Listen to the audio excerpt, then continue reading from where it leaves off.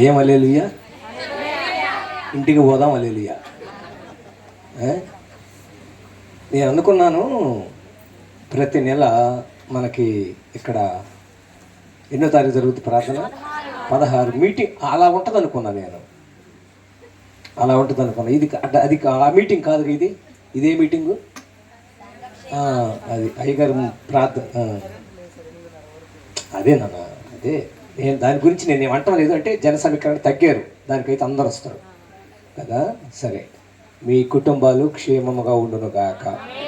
Okay, మీకోసమే ఏర్పాటు చేశారు. మన ప్రభువును మన రక్షకుడైన యేసుక్రీస్తు నామములో కూడి ఉన్న మీ అందరికి కూడా వందనాలు. మీరు ఒకసారి వందనాలు చెప్పండి. ఎవరికి చెప్తున్నారు మీరు వందనాలు? నాకు చెప్పబాకండి, పైన ఆయనకి చెప్పు. ఆయనకని చెబితే నేను చెప్పే వర్తమానానికి పరమ తండ్రి నుండి వచ్చే ప్రతి ఆశీర్వాదం మనం అనుభవిస్తాం. మనం దేవుని స్తోత్రం, హల్లెలూయా. ఎందుకు నేను వందనాలు చెప్పమన్నానంటే, స్తోత్రం ప్రియులరా, ఇప్పటికి కూడా కొన్ని సంఘాల్లో వందనాలు చెప్పేది తెలియదు. అయితే నాకేమనిపించిందంటే, ఒకరోజు వందనాలు అంటే వాళ్ళలో కొంచెము ఒకళ్ళకి ద్వేషాలు లేకపోతే అసమాధానం ఉంది. అందువల్ల వాళ్ళు ఒకళ్ళు చూసుకొని మెదలకుండా పోతుంటున్నారు. అది ఎందుకు వీడు చెప్పుకోలేకపోతున్నానని ఒకరోజు నేనేం చేశానంటే, సంఘంలో ఉతికేది ఏందమ్మా? బట్టలు. మీరు బట్టలు ఉతుకుతారు, నేను మనుషులు ఉతికా. ఈ రాత్రి మీ సంఘాన్ని ఉతకడానికి వచ్చా. దేవునికి స్తోత్రం. ఇప్పుడు దాకా చిరుగురుపాడు పాస్టర్ గారు ఉతికాడు, రెండో బండ పక్కనే ఉంది. ఆమేన్. రేవుకు పోయినప్పుడు బండలు పక్కనే ఉంటాయి. ఒక్కొక్కటేమో గరుగ్గా ఉంటుంది, ఒకటేమో పక్కకి ఏమవుతుందంటే పగిలిపోయినట్టుగా ఉంటుంది. కానీ పగిలిపోయిన బండ కాదు, ఇంకొక బండగా స్థిరమైన బండ పక్కనే ఉంది. దేవునికి స్తోత్రం. ఆ బండ ఉందని చెప్పి ఇక్కడ సాతాను బయటికి వెళ్ళిపోయింది లేదు. మీరందరూ ఆత్మపూర్లుగా ఉందురుగాక, ఆత్మపూర్లుగా ఉందురుగాక. పాడబాడినప్పుడు అలేవి చెప్పాకండి. పాడబాడకపోయినా వాక్యం చెబుతా ఉన్నప్పుడు ఆ వాక్యం మీ హృదయంలో ఏమో ఉండాలి అమ్మా. మీ హృదయంలో ఆ వాక్యము నాటబడాలి. ఆ వాక్యము మీ జీవితంలో ఏమై ఉండాలంటే, ఆ వాక్యం మీరు విన్నప్పుడు, చేలో విత్తనం వేసినప్పుడు ఆ విత్తనం ఏమవుతుంది? భూమిలో చచ్చిపోయినప్పుడు మళ్ళా కొద్ది రోజులకి అది చెట్టుగా తయారవుతుంది, మొక్కగా తయారవుతుంది, ఫలములు ఇస్తుంది. కాబట్టి ఇప్పుడు మనం చెప్పబోతున్నటువంటి వాక్యాన్ని మీ హృదయములో మీరు ఏమై ఉండాలి? జాగ్రత్తగా వినండి. తిమోతయ్య గారు ఎక్కేటేజీ ఈయన సింగరు, ఈ లేత పాట అని మీరు అనుకుంటున్నారేమో. నాకు దేవుడు అనుమతి నాకు ఇప్పుడు ఇవ్వడం లేదు. దేవుడు ఏం అనుమతి ఇస్తున్నాడంటే వాక్యం చెప్పమంటున్నాడు. వాళ్ళు ఇన్నా వినకపోయినా నువ్వు వాక్యం చెప్పమంటాడు. ఇదేందని ఆయన వాడు వినకపోతే నేను చెప్తే ఏం ప్రయోజనం ఆయన? ఏం ప్రయోజనము నాయన? విత్తనములు విత్తచుండగా కొన్ని విత్తనములు త్రోవ పక్కన పెడితే పక్షులు తీసుకుపోతాయి కదా.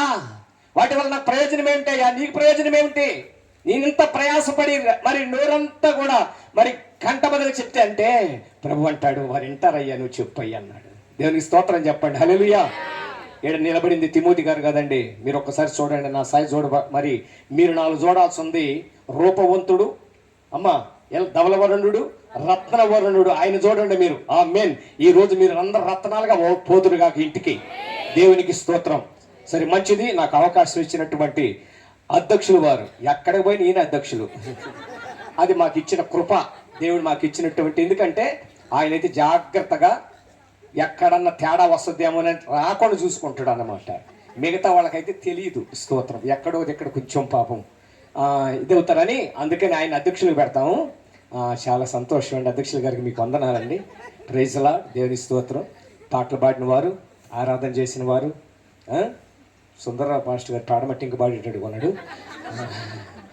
సో ఈ మాట ఎందుకు అంటున్నానంటే, మనము ఇక్కడ ఆనందిస్తూ ఉండాలా, బాధతో ఉండకూడదు.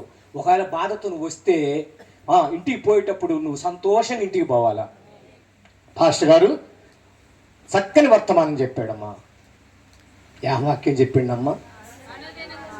అనుదినము వాచిలేదంటే ప్రేమ. ఇదే ప్రేమామయుడు అంటాడు. నేను శాశ్వతమైన ప్రేమతో నిన్ను ప్రేమించుతున్నాను అంటున్నాడు. దేవుని స్తోత్రం చెప్పండి. హల్లెలూయా. శాశ్వతమైనటువంటి ప్రేమ. ప్రేమ ఉంది, కొంచెమేముంది, అది సాలదు. కొంచెమే భక్తి ఉంది, కొంచెమేముంది ఆ ప్రేమ. అంత నీకున్న ప్రేమ కంటే అధికమైన ప్రేమతో నింపబడాలి నువ్వు. అలాంటప్పుడు దేవుని ఆశీర్వాదాన్ని నువ్వు చూడగలుగుతావు. దేవునికి స్తోత్రం. ఈ శాశ్వతమైనటువంటి ప్రేమ కలిగిన దేవుడు ఆయన ఎంతైనా నమ్మదగిన వాడు. నీకు నమ్మదగిన వాడు కదా. ఆయన ఏమి నమ్మకం చూసి వచ్చారు మీరు ఇక్కడికి? మీరు చెప్పాలా? ఏమంటారు పాస్టర్ గారు? నేను రిప్లై అయితే సప్లయా? నాకు ఇంగ్లీష్ రాదు కదా, అందుకలే అడిగిన. దేవునికి స్తోత్రం. 10th క్లాస్ ఫెయిల్ కదా, అందువల్ల ఇంగ్లీష్ రాదు. కాబట్టి ఇంగ్లీష్ 10th క్లాస్ ఫెయిల్డ్ అయినా కానీ దేవుని స్తోత్రం పిల్లరా, దేవుడు ఇంగ్లీష్ మాట్లాడే కృప నాకు ఇచ్చిండు. దేవునికి స్తోత్రం. చాలా మంచిది. దేవునికి స్తోత్రం పిల్లరా. దేవుని ఆ వాక్యంలోకి మనము వెళదాం. కొద్ది నిమిషాలు మరి దేవుని మాటలు మనం విందాము.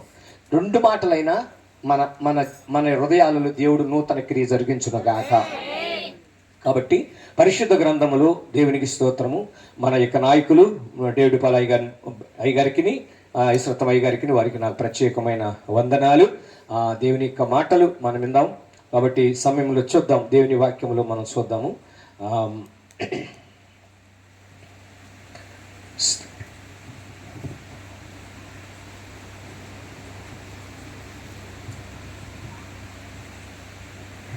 స్తోత్రం.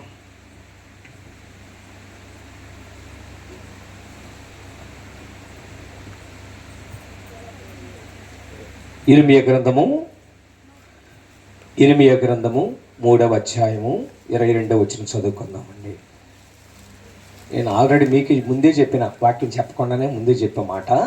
ఒక్కసారి ఆ మాట చదవండి, దానిలోని కొన్ని మాటలు మనము ధ్యానం చేసుకుందాం. అమ్మ 3 22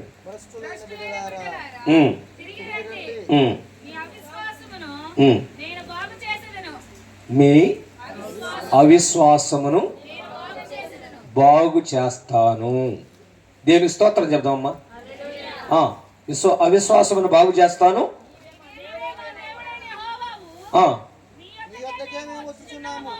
నీ వద్దకే చాలు. దేనికి స్తోత్రం. మీరు చెప్పండి అయ్యా. పక్కవాళ్ళు చెప్పండి అమ్మా, పక్కవాళ్ళు చెప్పండి అయ్యా, నీ దగ్గరికి వచ్చి ఉన్నామయ్యా. ఎవరితో చెప్తాను మీరు? ఆమేన్. దేవునికి స్తోత్రం. ఈ ప్రజలు వీళ్ళు కూడా అయ్యా మీ దగ్గరకు వచ్చాము, ఈ రాత్రి మీరు దేవుని దగ్గరికి వచ్చి ఉన్నారు. మీరు అయితే అవిశ్వాసముతో ఉన్నటువంటి మిమ్మల్ని నేనేం చేయబోతున్నాను? ఇప్పుడు మిమ్మల్ని బాగు చేస్తాను. ఎందుకని? ఆయన నమ్మదగిన దేవుడు. దేవునికి స్తోత్రం చెప్పండి. హల్లెలూయా. నమ్మదగిన దేవుడు. ఆయన శాశ్వతమైనటువంటి ప్రేమతో నన్ను ప్రేమిస్తున్నాడు. అందుకే నేను బాగు చేస్తానంటున్నాడు. బాగు చేస్తానంటున్నాడు. ఒకవేళ మనం సరిగా లేకపోతే ఇప్పుడు మనం సరిచేయబడాలా? ఆమేన్. ఏమ్మా, మనం సరిచేయబడాలి. మనం ఒకవేళ విశ్వాసములో మనము సరిగా లేకపోతే మన విశ్వాసాన్ని ఏం చేయాలి? విశ్వాసాన్ని మనము బలపరుచుకోవాలి. అందుకేనంటే మీరు మరి ఏమంటున్నారు చూడండి. భ్రష్టులైన బిడ్డలారా. ఏం బస్టు? స్తోత్రం ప్రియులారా, పూర్తిగా పాడైపోయింది పాపము. మరి స్తోత్రం ప్రియమని తిన్నారా? అపవిత్రత, కామకత్వము, విగ్రహారాధన, వ్యభిచారము అంతా కూడా మనుషుడు ఏమైపోయిండు? విశ్వాసం అంతా కూడా అవిశ్వాసం అయిపోయింది. కాబట్టి ఇప్పుడు అంటున్నాడు, ఇప్పుడు నేను మిమ్మల్ని బాగు చేస్తానంటున్నాడు. నేను మిమ్మల్ని బాగు చేస్తాను అంటున్నాడు. అయితే చెయ్యి ప్రభు అంటున్నారు. దేవునికి స్తోత్రం. చెప్పండి యేసయ్యకి ఏమని చెప్తారంటే, ఈ రాత్రి నన్ను బాగు చేయయ్యా అని అడగండి. దేవునికి స్తోత్రం. కాబట్టి దేవుడు ఇప్పుడు మిమ్మల్ని బాగు చేస్తాడు. దేవునికి స్తోత్రం. అయితే ఇప్పుడు ఆయన బాగు చేయాలంటే, ఆయన మనల్ని బాగు చేయాలంటే ఆయన మన దగ్గరికి రావాలా? దేవునికి స్తోత్రం. ఇప్పుడు మనం ఆయన దగ్గరికి వచ్చాం. ఇప్పుడు ఆయన దగ్గరికి మనం వచ్చినప్పుడు ఆయన ఎవరి దగ్గర ఉన్నాడు? మన దగ్గరనే ఉన్నాడు. అంటే దాని అర్థం ఏంటి? మనకు తోడై ఉన్నాడు. దేవునికి స్తోత్రం చెప్తాము. హల్లెలూయా. మనకు తోడై ఉన్నాడు. అందుకే చూడండి, దేవుని వాక్యములో మనం చూస్తే కీర్తనల గ్రంథం 34వ అధ్యాయం 10వ వచనములు అంటాడు, ఒక మాట రాయబడి ఉంది. ఏమంటున్నాడు చూడండి, కీర్తనల గ్రంథము 34వ అధ్యాయం 10వ వచనములో, సింహం పిల్లలు లేమి గలవై, అంటే ఏమి లేవు పాపము. దేవునికి స్తోత్రం. ఆయన దగ్గరకు వచ్చిన వాళ్ళకి కొదువు ఉండదండి. హల్లెలూయా. ఆయన దగ్గరకు వచ్చిన వారికి కొద్దు. అదే సింహం పిల్లలకి ఏమైందంట, ఆకలి అయిపోయింది, ఆకలి అవుతా ఉంది, వాటికి ఆహారం లేదు. దేవుడు అంటున్నాడు, స్తోత్రము, ఇప్పుడు నా దగ్గర నేను అయ్యా మీ దగ్గరికి మేము వచ్చామయ్యా అంటే ఆయన అంటున్నాడు, నేను మిమ్మల్ని బాగు చేస్తాను. దేవుని స్తోత్రం చెప్పండి. హల్లెలూయా. నేను మిమ్మల్ని బాగు చేస్తాను అంటే దేవుడు తన ప్రజలతోటి సంచరిస్తున్నాడు. దేవుడు ప్రజలతోటి దేవుడు ఏమైనా అన్యోన్య సహవాసం కలిగి ఉన్నాడు. మరి తండ్రి ఏమైనాడంటే ప్రజలతోటి ఏమై ఉన్నాడు, బాగు చేయటానికి, ప్రజలను ఒక ఉన్నతమైన స్థితిలో నిలబెట్టుకోవటానికి, ప్రజలకు ఒక గొప్ప మేలు చేయడానికి, గొప్ప ఆశీర్వాదం ఇవ్వడానికి ఈ రాత్రి మీ మధ్యకు నా దేవుడు వచ్చాడు. దేవుని స్తోత్రం చెప్పండి. హల్లెలూయా, హల్లెలూయా. అయితే చూడండి, ఇక్కడ సింహం పిల్లలు ఏమై ఉన్నాయంటే ఆకలి కలిగి ఉన్నాయి. ఆకలి కలిగిన ఆహారం లేదండి. దేవునికి స్తోత్రం. ఆహారం లేకపోతే మనిషి ఏమైపోతాడమ్మా, అంతే. దేవుని స్తోత్రం ప్రియులరా. ఆకలి అవుతా ఉంది, ఆహారం లేదు. ఏం చేయాలి? ఆహారం కొరకు మనం ఏం చేయాలమ్మా, ఎతకాలి, ఆహారం కావాలని అడగాలి. మరి అడిగినప్పుడు ఆహారం ఇవ్వబడుతుంది. అయితే ఇక్కడ అంటున్నాడు, సింహం పిల్లలను ఆకలి కొనుడు కానీ యెహోవాను ఆశ్రయించేవాడు ఏ మేలు, ఏ మేలు. ఆమేన్. దేవునికి స్తోత్రం. ఈ రాత్రి నువ్వు ఏ యొక్క స్తోత్రం ప్రియమైన నీ మేలు కొదువైందో, గత సంవత్సరములో చేయని కార్యాన్ని నా దేవుడు ఈ నూతన సంవత్సరంలో దేవుడి కార్యం చేయబోతాడు. దేవుని స్తోత్రం చెప్పండి. హల్లెలూయా. ఈ కూడికల ద్వారా నీకు గొప్ప మేలుడు దేవుడు ఇవ్వబోతున్నాడు. దేవుని స్తోత్రం. దేవుడు గొప్ప కార్యం చేయబోతున్నాడు. నీలో ఉన్న అవిశ్వాసాన్ని తొలగించి విశ్వాసాన్ని కలుగజేయబోతున్నాడు. నీలో ఉన్నటువంటి బాధలు తొలగించి నీకు నెమ్మది ఇవ్వబోతున్నాడు. ఇదిగో దేవుడు నీకున్నటువంటి ప్రతి ఒక్క స్తోత్రం కొదువుల నుండి సమృద్ధిని నా దేవుడు ఇవ్వబోతున్నాడు. దేవుని స్తోత్రం చెప్పండి. హల్లెలూయా. ఎందుకంటే యెహోవాను ఆశ్రయించు నరుడు ధన్యుడు. హల్లెలూయా. ఈ రాత్రి నువ్వు దేవుని ఆశ్రయిస్తే, దేవునితో నువ్వు సహవాసం కలిగి ఉంటే, దేవుని కృప మరి దేవునితో నువ్వు ఉంటే ఆయన కృప నిన్ను విడవదు, నిన్ను విడబాయదు. అందుకే అంటాడు ప్రియమైన దేవుని బిడ్డలారా, ఏమంటాడు? దేవునికి స్తోత్రం. దేవుడు నీకు తోడై ఉంటే ఏ కొదువు నీకు ఉండదు. ప్రభువా యేసయ్య, ఇదిగో నాయన నువ్వు నాకు తోడురా ఉండు ప్రభా. ఇమ్మానుయేలు అంటే అర్థం ఏందో తెలుసా? అది దేవునికి స్తోత్రం. హల్లెలూయా. మనకు పేర్లు ఉంటాయి, పేరు దాని పేరుగా ఉంటుంది. స్తోత్రం. బతుకు మనుషుడు మారుతారు కానీ బతుకు మారదు. టిక్ టక్ బ్రహ్మాండంగా. కానీ నా లోపల ఏమన్నా ఎవరికి తెలుస్తుంది? ఏమ్మా ఎవరు తెలుసుద్దమ్మా? ఈ పైదొక్కటే మనం చూస్తాం. బ్రహ్మాండం కూడా తిమోతి గారు ఇవాళ మంచి డ్రెస్ చేసి ఇచ్చిండు అనుకుంటారు, కానీ లోపల ఉన్న సంగతి ఎవరికి తెలియదు, తండ్రికి తెలుసు. హల్లెలూయా. కాబట్టి ప్రియులరా, దేవుని అంతరంగ మరి బాహ్య పురుషుడు చచ్చిపోవాలి, అంతరంగ పురుషుడు లేపబడాలి. దేవునికి స్తోత్రం. అప్పుడే దేవుడు నూతన క్రియ జరిగిస్తాడు, నూతన కార్యాన్ని నా దేవుడు జరిగిస్తాడు. అందుకే అంటున్నాడు దేవుని స్తోత్రం. దేవుడు మనకు తోడై ఉంటే మనకు కలిగేటువంటి ఆశలు మరి ఏంటంటే, మన కలుగుతున్న బాధలు, మన కలుగుతున్నటువంటి పరిస్థితులు అన్ని కూడా. ఎందుకంటే స్తోత్రం ప్రియులరా, యేషోబుకు మరి శ్రమ వచ్చింది. యేషోబుకు శ్రమ వచ్చింది. ఏమొచ్చింది చెప్పండి? మీకు అందరిది మన బలి వాక్యాలు బాగా వింటాం కదా మనం. దేవునికి స్తోత్రం. యేషోబు రాజుగారి ఇంట్లో ఉన్నప్పుడు దేవునికి స్తోత్రం, ఆయనకు ఒక శోధన. శోధన మరి స్తోత్రం ప్రియులరా, ఆ శోధనలో నుండి దేవుడు తోడుగా ఉండి యేషోబుని బయటికి తీసుకొని వచ్చిండు. దేవుని స్తోత్రం చెప్పండి. హల్లెలూయా. ఇదిగో ప్రియులరా, ఒక వేదన, ఒక బాధ, ఒక కష్టము, అయ్యో ఒక శ్రమ. దేవునికి స్తోత్రం ప్రియులరా. ఏ మేలు లేదు, ఏ సహాయం లేదు. కృంగిపోతున్నా, బాధపడుతున్నా, రోగం, రొప్ప, స్తోత్రం అన్ని సీకు, చింత, వేదన అని నలిగిపోతున్నటువంటి వారిని నా దేవుడి రాత్రి దర్శించటానికి రాబోతున్నాడు. ఆయన అంటున్నాడు, నేను నిన్ను బాగు చేస్తానంటున్నాడు. దేవుని స్తోత్రం. ఎందుకంటే దేవుని స్తోత్రం బాగు చేయటానికి సమరయ యాకోబు బావి దగ్గరికి ఎవరు వచ్చారు? యేసయ్య వచ్చిండు. ఆమె దేవుని స్తోత్రం చెప్పండి. హల్లెలూయా, హల్లెలూయా. ఎక్కడికి వచ్చిండమ్మా? ఇప్పుడు యాకోబు బావి దగ్గరికి ఎవరు వచ్చిండు? యేసయ్య. మరి వచ్చి ఏమన్నాడు? అమ్మ నాకు దాహం అవుతుందమ్మా. దేవుని స్తోత్రం అంటే ఆమె అంటది ఏమంట తెలుసా? కుదరదయ్యా, నువ్వు ఏ ఊరి మీదే? మా సతుకుపాడయ్యా. అయితే సతుకుపాడైతే మాకు తెలియదయ్యా, నువ్వు మాకు తెలియదు నేను బలకరైపోయినానా? దేవుని స్తోత్రం. అయితే ఆయన అంటాడు, నేనిచ్చు నీళ్లు త్రాగితే అబ్బో ఎప్పుడు అమ్మా. దేవునికి స్తోత్రం. ఆ నీళ్లు మారండి. ఆ పాపం అనే నీళ్లు, ఆ వ్యభిచారం అనే నీళ్లు, ఆ దొంగతనం అనే నీళ్లు, ఇంకా ఏంటో తెలుసా? దేవునికి స్తోత్రం. ప్రియమైన వ్యసనం అనేటువంటి నీళ్లు, అపవిత్రమైనటువంటి పరిస్థితులన్నీ మానేయండి. జీవజల ఊటను తాగండి. యేసయ్య మిమ్మల్ని రక్షిస్తాడు. నా దేవుడు జీవజలము తానన్నాడే, జీవమునేనన్నాడే. ఆ జలములు తాగాలంటే పాపపు విడవా. జీవజలము తానన్నాడే, జీవమునేనన్నాడే. ఆ జలములు తాగాలంటే పాపపు విడవాలంట, మనము విడవాలంట.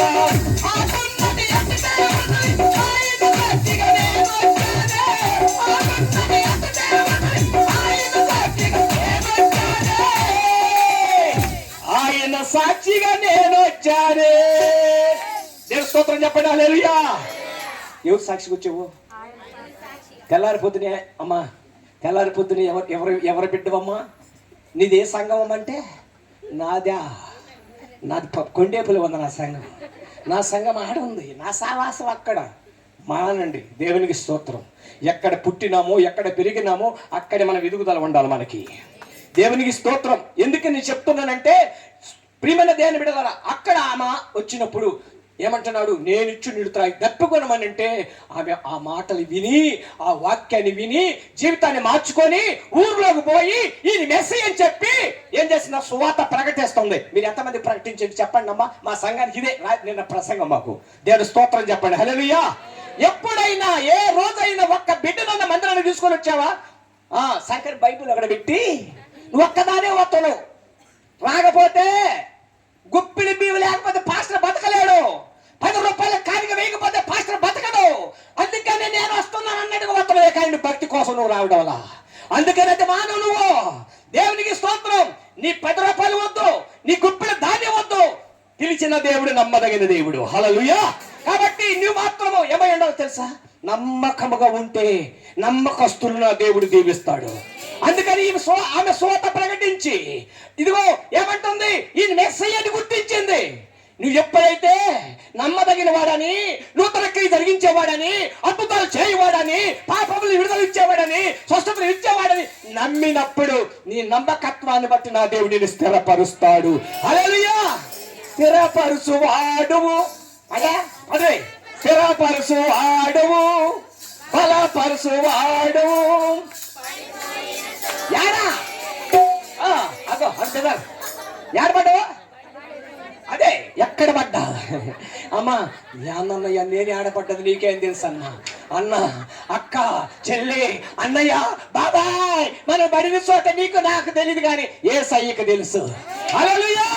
అమ్మా సమరయ స్త్రీ ఏడ పడిపోయిందో, సమరయ స్త్రీ ఎక్కడ త్రోవ తప్పిపోయిందో అక్కడే నా దేవుడు ఆమె లేపేశాడు. దేవునికి స్తోత్రం. అంటుంది దేవునికి స్తోత్రం. అయ్యా ఈయన మెస్సీ అయ్యా, నేను ప్రకటించుతున్న యేసు. ఇదిగో ఈ రాత్రి నేను ఆ మెస్సీని గురించి మీకు ప్రకటన చేస్తా ఉన్నా. ఇంకా ఒకవేళ మెస్సీ అనేది ఆయన తెలియకపోతే ఈ రాత్రి మీరు ఏమై ఉండాలి? గ్రహించాలి. గ్రహించినప్పుడు తప్పకుండా సమరయ స్త్రీని దర్శించిన దేవుడు నిన్ను దర్శిస్తాడు. ఎందుకనంటే ఆమెలో ఉన్నవాడు జీవము కలిగిన దేవుడు, ఆమెలో ఉన్నవాడు శక్తి కలిగిన దేవుడు, ఆమెలో ఉన్నవాడు కృప కలిగిన దేవుడు, ఆయన ఉన్నవాడు సమాధానం ఇచ్చేవాడు. అందుకనే ఒక రోజు మరి పరిశీలింట ఒక ఆమె మరి యేసయ్య వచ్చిందని ఇంటికి పోయింది. ఇంటికి పోయేటప్పటికి ఆయన అన్నాడు, మా ఇంటికి మా పాస్టర్ గారిని పిలిస్తే నువ్వెందుకు వచ్చినావు? యాభై పాపం ఆమె బాగులేక ఆమె బాధ లేదు ఆమె చెప్పుకోవటానికి. ఆమె వస్తే ఈ ఇంటోడు అంటాడు పాస్టర్ కాదు అనిల్ అన్నయ్య గారు అని ఆమె పాపం ఆయన ఎదరకుండా కూర్చోండు పక్కన. ఈ 10 స్తోత్రం వచ్చి అంటుంది, ఏంటి ఎందుకు వచ్చా మా ఇంటికి? ఒరే నాయన మాట్లాడబాక నువ్వు. ఆమెను వచ్చిన ఉద్దేశం నాకు తెలుసు. నువ్వు మాత్రం మాట్లాడవద్దు, ఇదిగో ఏమొద్దు అని చెప్పి ప్రియులారా ఏమంది, నా వెనక తట్టు చూడగా, ఆయన వెనక తట్టు చూడగా ఆయన అయ్యా అని చెప్పాడంటే ఆమె అన్నది దేవునికి ఆయన ప్రభు అంటాడు కదా, ఇదిగో నీ పాపములు క్షమించబడింది కాబట్టి సమాధానము గలదాని అయిపోయి. ఎందుకంటే యేసయ్య తోడు అక్కడ, యేసయ్య కార్యం చేశాడు అక్కడ. యేసు అక్కడ లేకపోతే బ్రతుకు మారదు. యాకోబు బావి దగ్గర సమయంలో యేసయ్య లేకపోతే ఆమె జీవితం మారదు. ఇంకా మారని బతుకుతున్నావేమో, ఇంకా పాపం అనే ఊపిలోను ఉన్నావేమో, దిగలుగుతామో ఊపిలో ఉన్నావేమో. ఈ రోజు నేను విడుదల రా, అందుకే అంటున్నాడు, నువ్వు రా, నేను నిన్ను బాగు చేస్తా. దేవుని స్తోత్రం చెప్పండి. హల్లెలూయా. నేను బాగు చేస్తా. అందరం బాగుపడాలి. ఇప్పుడు బాగు లేకపోతే అమ్మో, ఈ పైన దేవదూతలు అనుకోబాకండి, దేవదూతలమే కాదమ్మా. దేవునికి స్తోత్రం. అందరం కూడా యేసయ్య ఏం చేస్తాడు, వాక్యం అనే విత్తనాలు చల్లుతా ఉన్నాడు.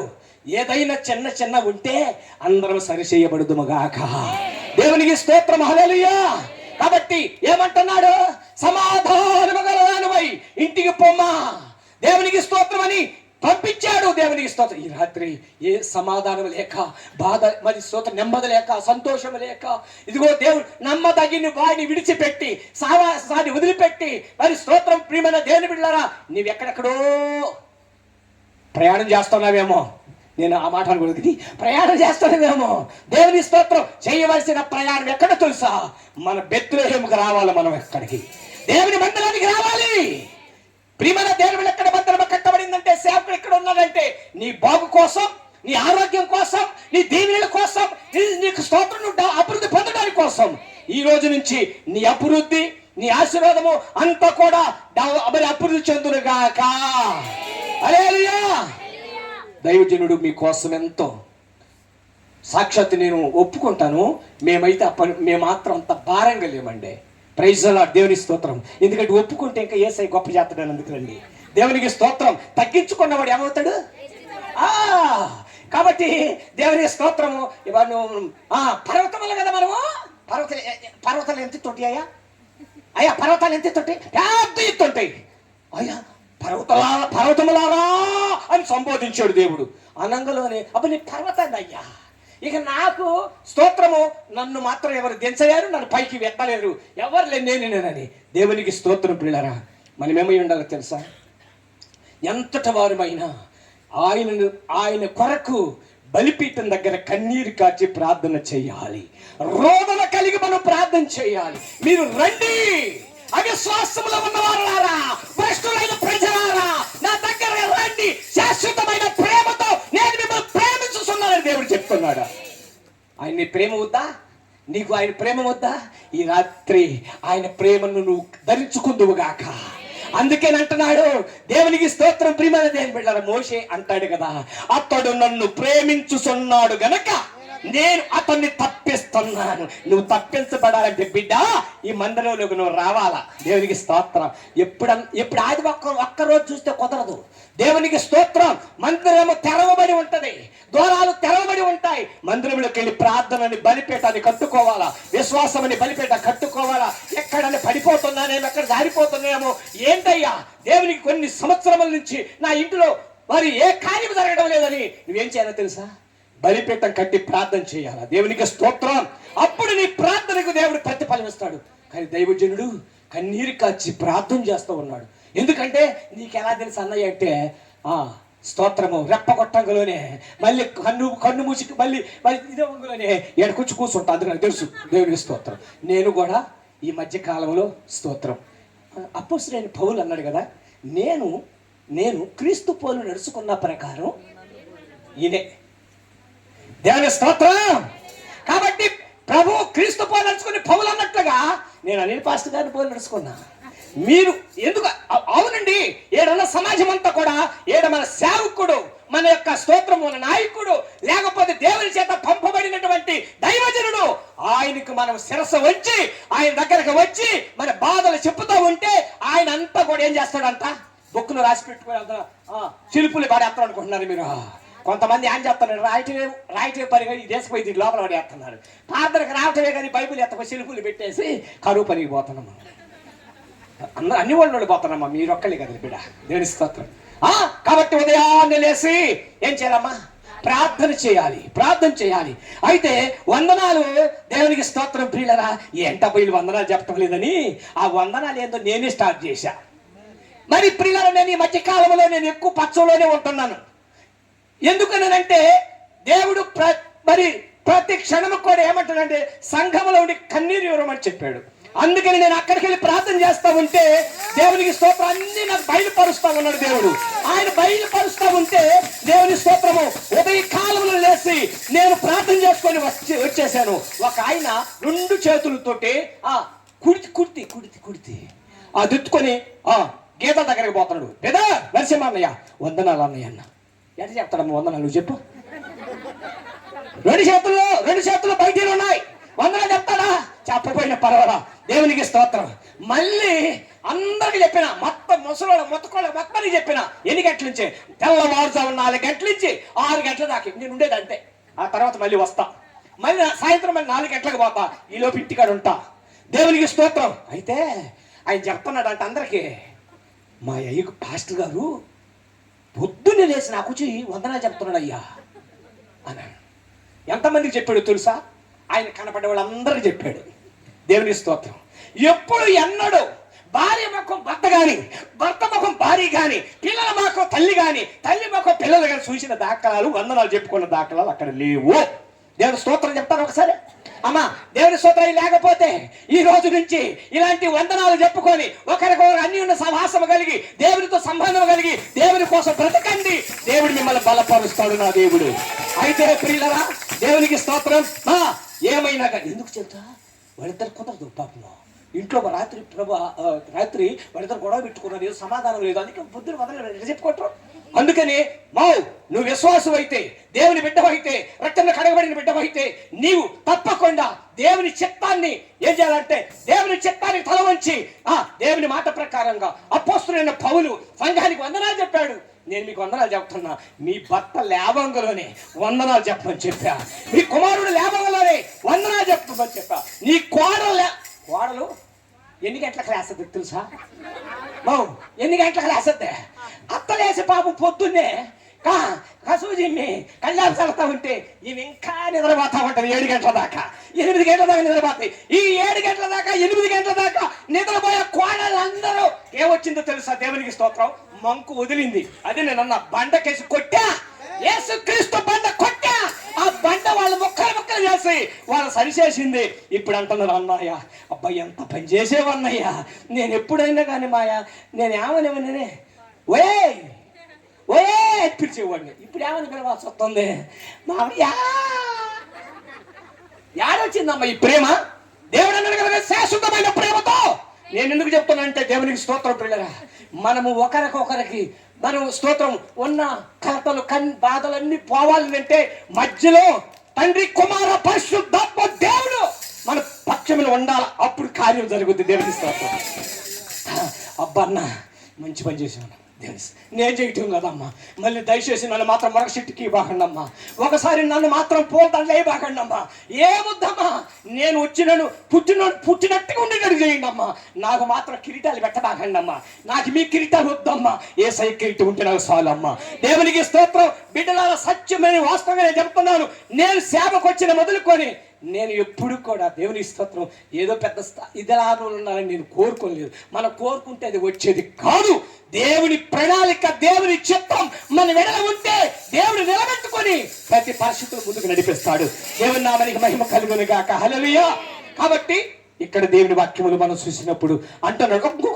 ఒక మాట చదువుకొని మనం ముందుకు వెళదాం. దేవుని స్తోత్రము. యోబు గ్రంథము 42వ అధ్యాయము 10వ వచనం. స్తోత్రం. కలతలు లేని, కన్నీరు లేని, ఆకలి దప్పులు అసలే లేని, కలతలు లేని, కన్నీరు లేని, ఆకలి దప్పులు లేని, నీ శాశ్వత రాజ్యముకై యేసయ్యా, నీ శాశ్వతమైన రాజ్యముకి తండ్రి.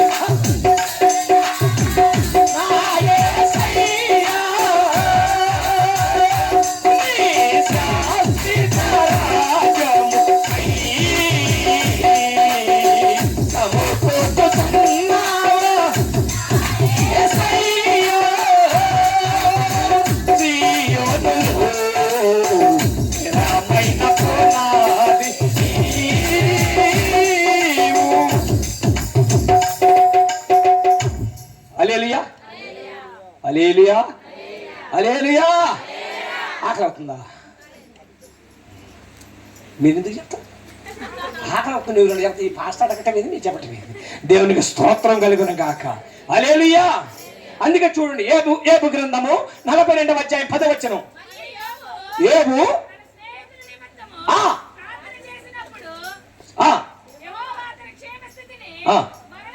దేవుని స్తోత్రం. హల్లెలూయా. ఆయన ఎవరికో ఈయన ప్రార్థన చేస్తే ఈయన క్షేమం రావటం ఏందయ్యా? దేవునికి స్తోత్రం.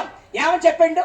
మీరు ఒకరికొకరు ఆ ప్రేమ కలిగి ఉండండి, ఒకరికొకరు ప్రార్థన చేసుకోండి, ఇతరుల కొరకు ప్రార్థన చేయండి, దేశం కోసం ప్రార్థన చేయండి, బాధల కోసం ప్రార్థన చేయండి. వాడు మంచంలో గిజగిజగిజగిజ తండకలాడుతున్న స్వస్థ వాడిని చెప్పిండు దేవుడా. పోయి ఏం చేయాలమ్మ వాళ్ళ కోసం? ప్రార్థన చేయాలా? మా ఊరు ఒక ముషిలోడు ఇప్పుడు టిక్ టిక్ టిక్ అంటాడు. నాకు తెలిసింది, అయ్యో దేవుని స్తోత్రం, రేపు పొద్దున దేవుడు నన్ను అడుగుతాడేమో ఈ ముషిలోడికి అడుగు ప్రార్థన చేస్తే, పరలోకానికి పోని నరకానికి పోని. దేవుని ఎందుకు బాప్తిసం ఎందుకు? నేనేం చేసేది దానికి? దేవుని స్తోత్రం. సరే, ఏది ఏమైనా చివరాకపోయి కొద్దిగా ఒక్క అంచులు అట్లా ఉంటే సాలే దేవుని స్తోత్రం అని, ఏసయ్యా నువ్వు క్షమించయ్యా, ఈ ముషిలోడిని కాపాడయ్యా అని. ఎందుకని? మా పాస్టర్ అన్నయ్య ముషిలోడు గిసగిస్తూ తనకలాడుతుంటే అన్నయ్య ప్రార్థన కూడా చేయటం రాలేదే చూడు అని. దేవునికి స్తోత్రం. ఏమ్మా మేము డాక్టర్లం కదా, మేము డాక్టర్ము, మేము దేవుని స్తోత్రం ప్రియులని, మేము డాక్టర్లము. బాగులేని వాళ్ళని బాగు చేస్తాము, దేవునికి స్తోత్రం. సచ్చిన వాళ్ళని లేపుతాము, స్తోత్రం. విడుదల లేని వాళ్ళకి విడుదల వేస్తాం. ఎవరిని బట్టి? అద్దుకో, అది చెప్పండి అమ్మ. దేవుని స్తోత్రం. తెల్లారి 10 పోయి తిమోతి గారు చెప్పిండంట, లేపుతాడంట అనబాకండి. దేవునికి స్తోత్రం. నేను లేపనండి, మనం ఆరాధిస్తున్న దేవుడు లేపే దేవుడు. ఎన్ని ఉపద్రవాలు, ఎన్ని పరిస్థితులు నా వెంట వచ్చినా నా దేవుడు నన్ను విడవలేదు. అన్నిటిలో నా దేవుడు నిలబెట్టుకున్నవాడిగా ఉన్నాడు. దేవునికి స్తోత్రం. అయితే ఇక్కడ కూడా ఒక భక్తుడికి బాధ వచ్చింది. ఈ భక్తుడు యోబు. ఈ భక్తుడు యథార్థవంతుడు, నీతిమంతుడు, న్యాయవంతుడు. అబ్బా, యెహోవా యందు భయము భక్తి అన్ని కలిగిన. అన్నా భయము భక్తి కలిగిన ఉన్నాడు కదా, అన్నయ్యకెందుకు పడంగలని కాలిరిగింది అని చాలా మంది డౌట్. అంటే ఈయన ఏదో చేశాడు అని. ఆయన ఏమో చెయ్యలా, అది జరగటం దేవుని చిత్తం. దేవునికి స్తోత్రం.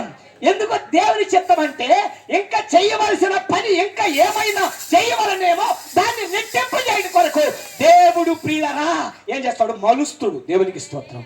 మీకు అందరూ తెలుసు కదండి, మేస్త్రి పనిచేసేవాడు చాలా మంది ఉన్నారు కదండి. దేవునికి స్తోత్రం. ఏం చేస్తారు?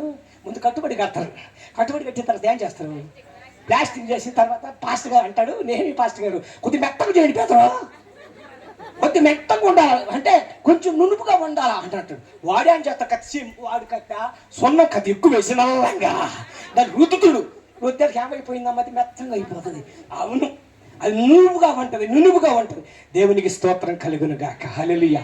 మనం ఎప్పుడు కూడా పరిశుద్ధంగా ఉందుము గాక. అందుకని ఏ భక్తుడు ఆయన స్నేహితులు మరి పిల్లల కొరకు ప్రార్థన చేసినప్పుడు ఏం చేశాడు?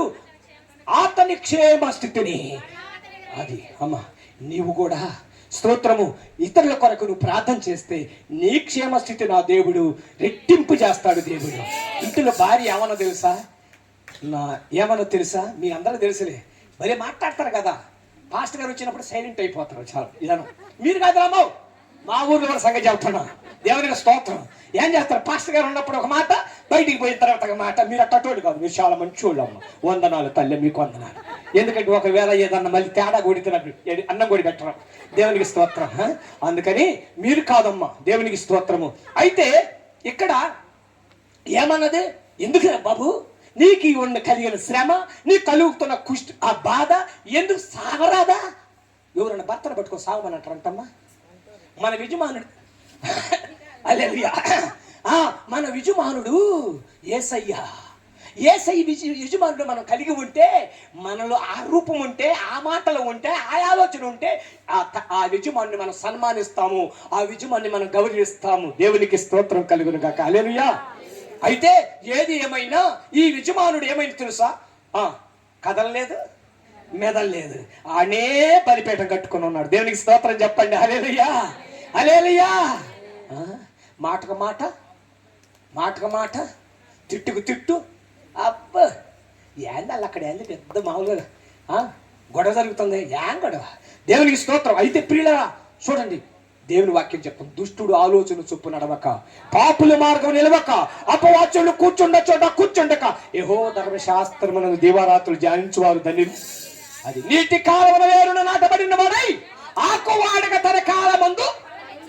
అది పలిమిచ్చి చెట్టు ఎక్కడదండి, పచ్చగా ఉంటది.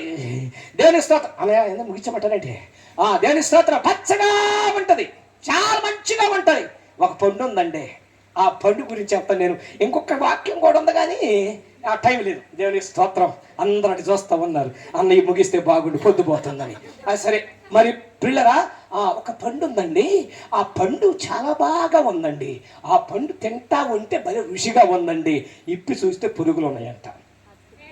మేడి పండు చూడము మేలుమై ఉండును, పొట్ట ఇప్పు చూస్తే పురుగులుండును. అది అయ్యగారు కొద్దిగా అది అట్టుండాలా. ఏదికి మీద ఉండే పాస్టర్లో ఎలా ఉండాలా?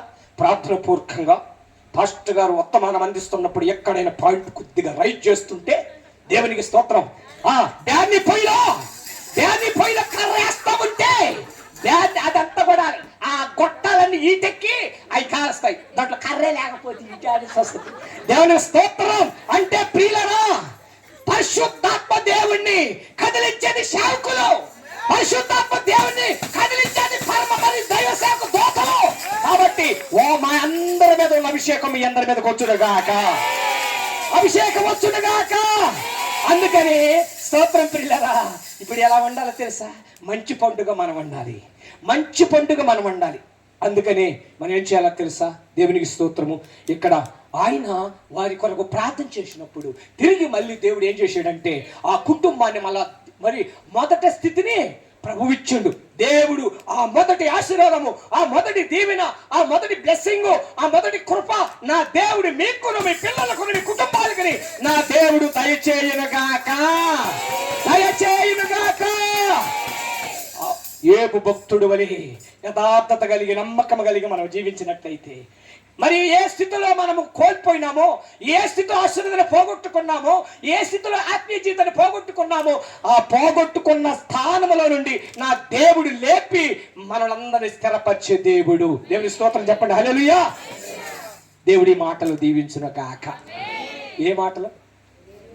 దేవుడు చెప్పబడిన ఈ మాటలు మనందరినీ, మనలో ఆ మాటలు నిలబడాలా పారిపోవాలా? వచ్చిన ఆయన పారిపోతాడా, నిల్చుంటాడా?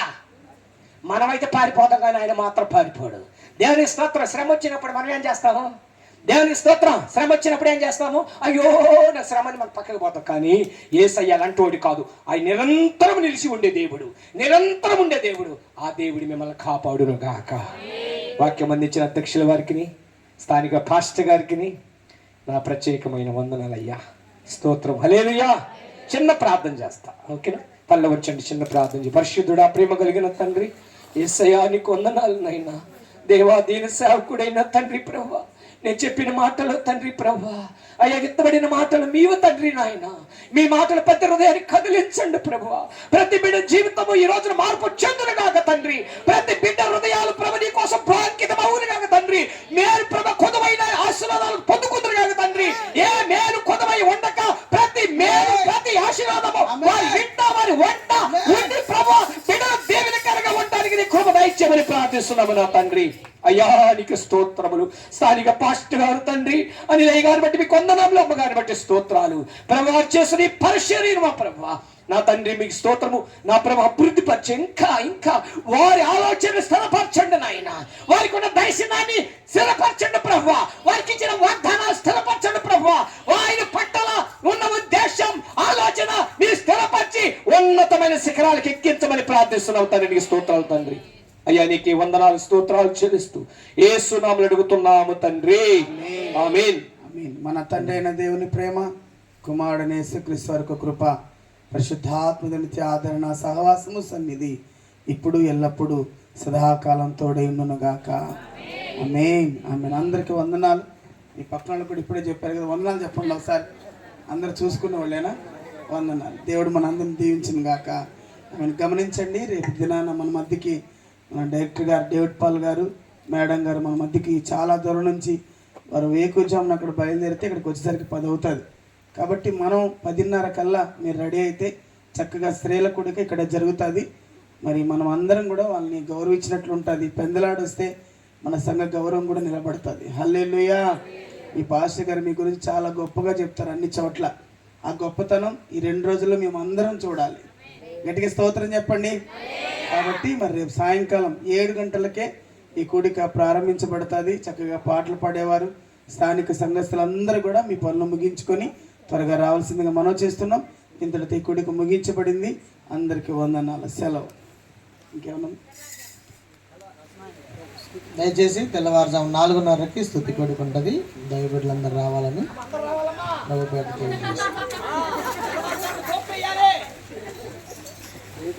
ఈ 2 రోజులు చూసిన తర్వాత నా ధూపం ఎలా ఉంటుందో తెలిసిద్ది మీకు. ఓకేనా? అందరికి వందనాలు.